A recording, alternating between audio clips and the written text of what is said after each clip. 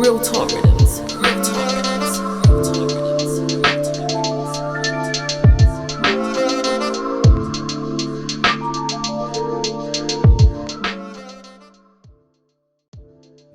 Yes. We're back again for another Let That Brew quickly. Where we breaking down some teas and just highlighting my penchant for these brews, and we're trying to promulgate information about the benefits, the cons of these teas, and how they can be helpful in our lives and for our bodies. Now, before I get to the tea, I'm just going to try and give you a Let That Brew quote of the day. So today's quote of the day is this: late start, early start, just start. I don't know why I did the 3-finger thing, but yeah. Late start, early start, just start. Let That Brew quote of the day. # Let That Brew. So let's get straight into it anyway. So today's tea, fine tea. Love this tea. Beautiful tea. So today's tea, we have Earl Grey from the East India Company. It's a Staunton Earl Grey. Well known for its beautiful aroma. It's a lovely tea. We love this tea. I'll get to the ingredients. So we have black tea, natural Neroli oil, and natural Bergamot oil. This tea here, I absolutely, I'm so fond of it. It's far from insipid. So yeah.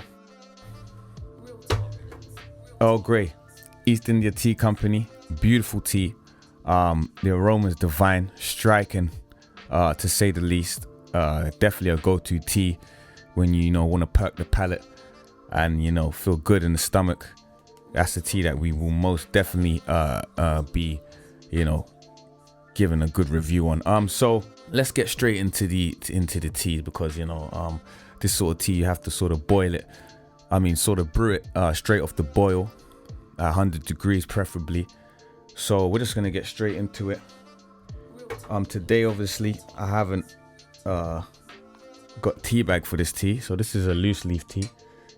So we'll be, using our infusible once again. This is a beautiful tea, by the way. One thing you'll notice straight away, as soon as you pop that sort of bag, is the smell. Well known tea for its smell.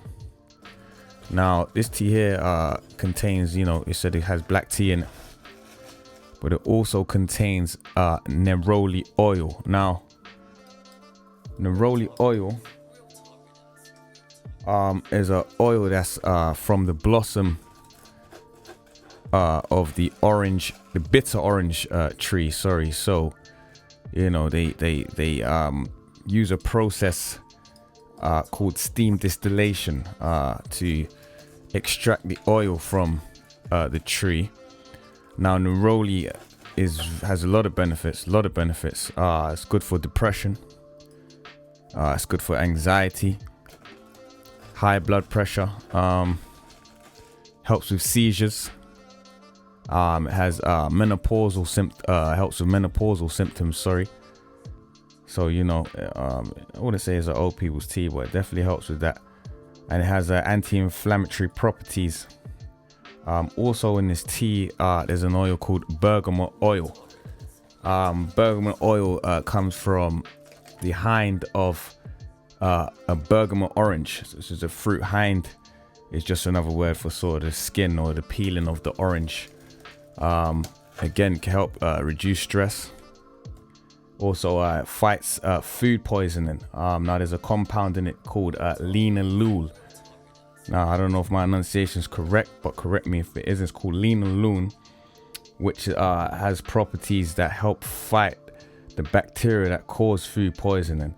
Also, it helps lower cholesterol. Sorry, that tea helps lower cholesterol.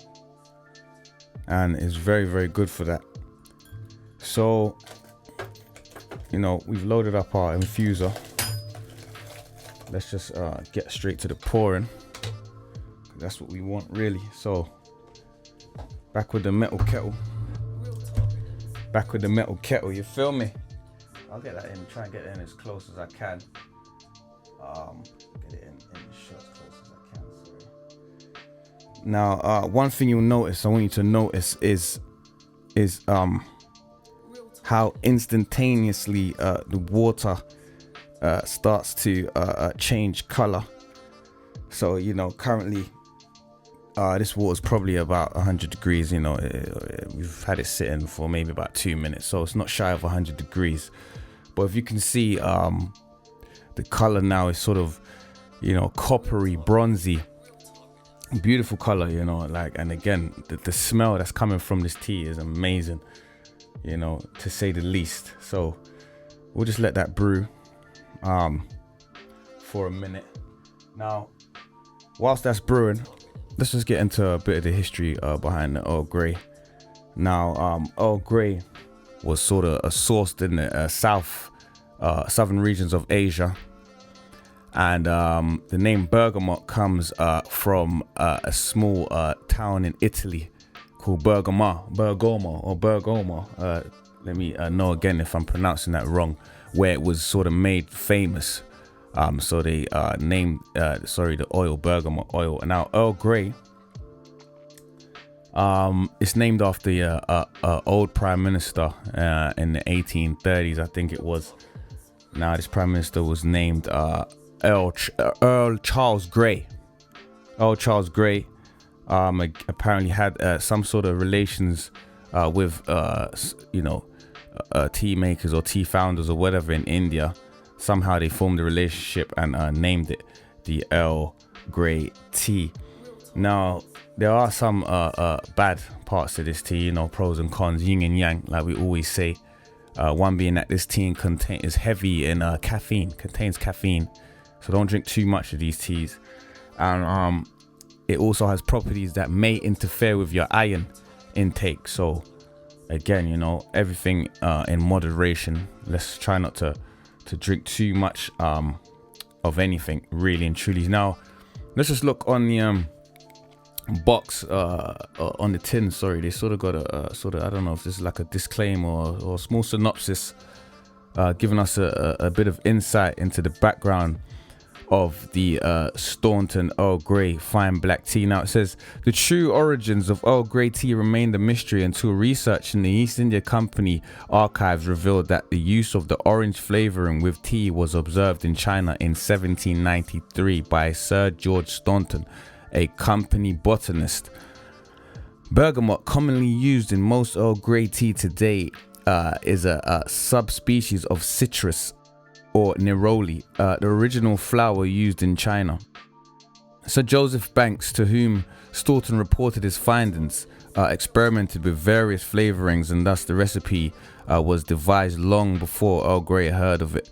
Long before Earl Grey heard of it from Sir Banks, his friend. The Staunton Earl Grey is a tribute to the man who enabled the Western world to experience this fine tea. So, again, small synopsis, a small history behind the Earl Grey, Staunton Earl Grey tea from the East India Company. Now, East India Company is a beautiful, company. They have a shop on near Maddox Street, if you know where that is. It's sort of in the West End. I'm not sure if that's the only store. I think that is. I don't know if it's a flagship store. Again, let me know if you know. Hit me up. But you know, again, the storefront's beautiful. It's a beautiful store. I'm sure they source their tea from a good place. And again, we can use Earl Grey as a tea, for to help with food poisoning. So I will call that sort of a stomach settler. Sorry. And yeah, it's a beautiful tea. Now, if you can see, the water is starting to turn into a sort of almost burgundy, deep red burgundy-ish color, so it's gone from that bronze gone from that bronze sort of coppery color to a deep-rooted red, almost velvety color. You know, very rich, very rich. It's beautiful. Again, you're meant to let that brew for about 2 to 4 minutes. I've put a lot of tea in the infuser. They suggest you use 2 tablespoons per 200 milliliters of water. Again, I like my teas really strong, so I ram that out. You know, you feel me? I ram that out. I'm just gonna. I think this is about ready now. I think this is about ready. We're gonna just take this ball out.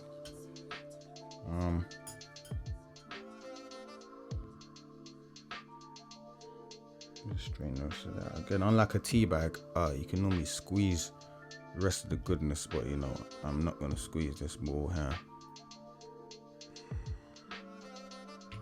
So yeah, we could move that there. Now again, look at that color there. It's a beautiful, you know, dark red.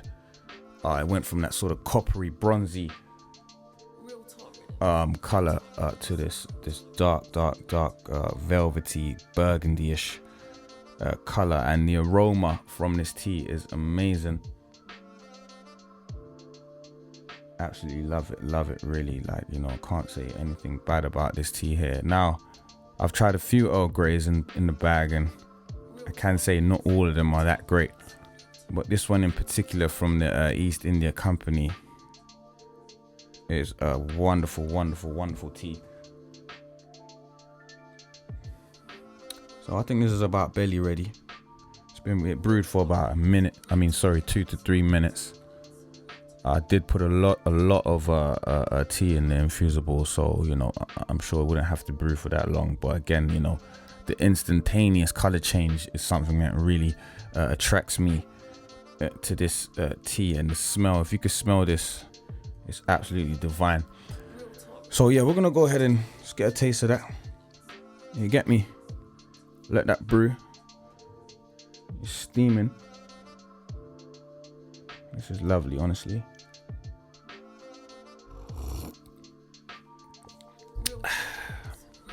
Man, oh man.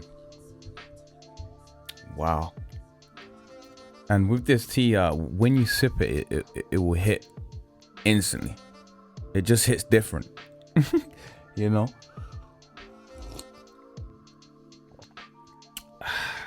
That is a wonderful tea. You know, like there's a lot of words we could use to describe it, but we're gonna keep it simple, not too convoluted. You know. Wow.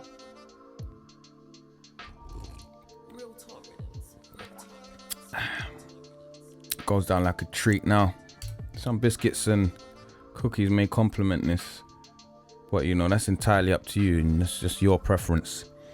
But we can say that the Staunton Earl Grey fine black leaf tea from the East India Tea Company is definitely Let That Brew approved. It's a beautiful tea, a striking aroma, something definitely to look forward to. Again, I use this tea as a treat. It's not something I drink every day, because you know, I don't want to get used to this flavor, because again, every time I drink it, I want to have that wow on my palate, you know. So definitely gives the palate a punch. And yeah, we approved that one there. So that was the East India Tea Company Earl Grey fine black leaf tea. Again, beautiful, amazing tea. Try it if you can. Order it online. I don't know, I'm not sure. Me personally, I go in store, buy it in store, but you know, just get it how you get it. This has been Let That Brew Quickly.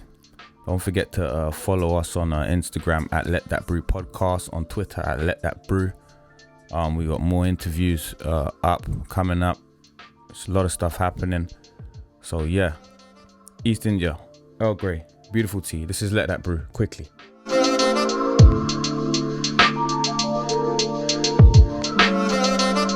RealTalkRiddims.